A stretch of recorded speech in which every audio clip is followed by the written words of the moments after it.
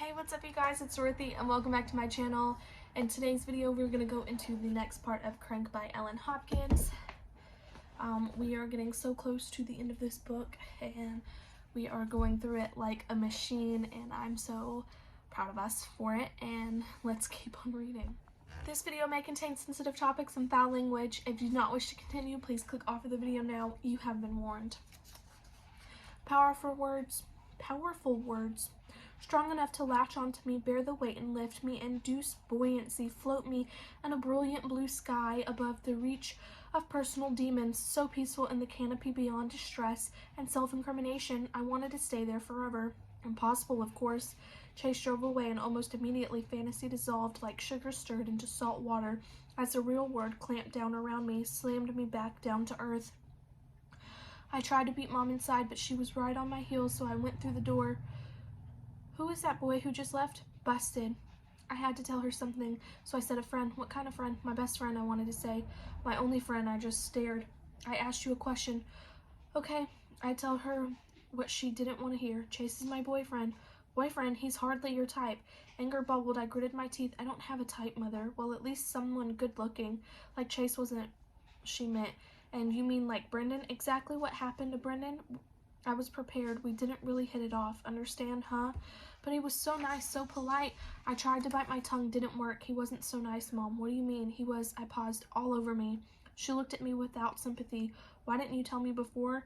I took dead aim. I didn't think you'd care. Apparently, I was right. Leveled. Have you ever actually felt one up on your mom? What an exhilarating feeling. She shuddered, coughed, couldn't say a word because somewhere inside she knew she was wrong. So I pushed even harder. You always told me not to judge a book by its cover. Practice what you preach, Mom. Two cliches don't exactly make for deep conversation, but I didn't expect that or want it anyway. I started for my inner sanctum, paused. I mean, look at you and me. On the surface, we both seem so normal. Her face contorted, emphasizing every wrinkle. Take a peek inside our family album, like what's in there. Do you think that was mean? I guess, but it felt great. It made me grin, sort of sick or what. Lightheaded, giddy from my absolute bluster, not to mention lack of food and a big dose of nicotine. I skipped up the hall singing a Queen song about paying dues and doing time, no crime committed. Oh, that Freddie Mercury, what a waste. That guy was really something, a rebel or worse. And a day it was supposed to be okay to experiment that way. No condoms, just good gay fun. We know better now. As I thought about that, I had to wonder, what will we know about tomorrow? Who cares? Hindsight is useless. Even looking back now, things seem a bit muddled.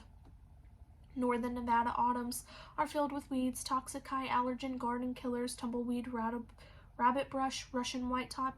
Guess how I spent that Sunday? Wound up on the Claritin enhanced crank. It wasn't so bad. Yank, think, tug, consider.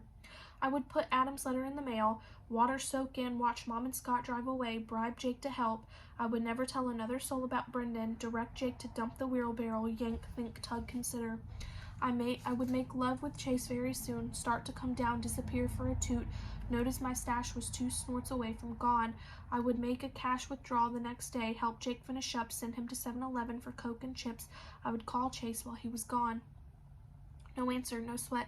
Okay, maybe a little sweat. If I couldn't get crank from Chase, who could I get it from? I thought, and finally one person came to mind. I got on my bike, pedaled over to Trent's, hoping Robin was home and in a good mood to share some information, vital information to a person desperate for a new connection.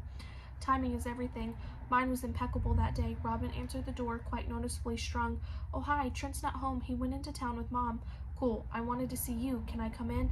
I eased through the door. I don't know, this house is a mess. It was neat as a pin, but I did smell like crank. I suspected Trent wouldn't be home anytime soon. What's up, Christina? Can it wait till tomorrow? Relax, I'm not a narc.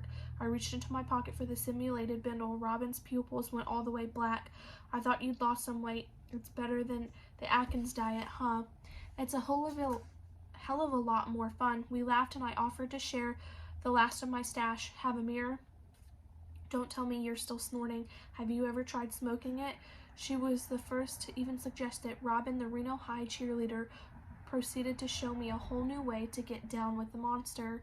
We went into her room, locked the door, sat on the bed. Robin produced a V of crusty foil, taped in a lot of crumbs of powder. This is a This little bit will go right to your brain and won't clog your sinuses, won't stay there draining little by little. Oh no, you blow straight through the roof in one giant puff of smoke. It's an awesome rush and you won't stay awake for days. She handed me the stub of a Slurpee straw and showed me how to hold it in just above the end of the V.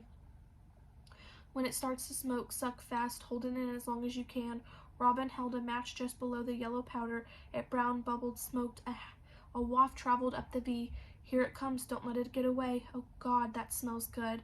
It tasted nasty, but it took me higher than ever before. The monster protruded in my brain.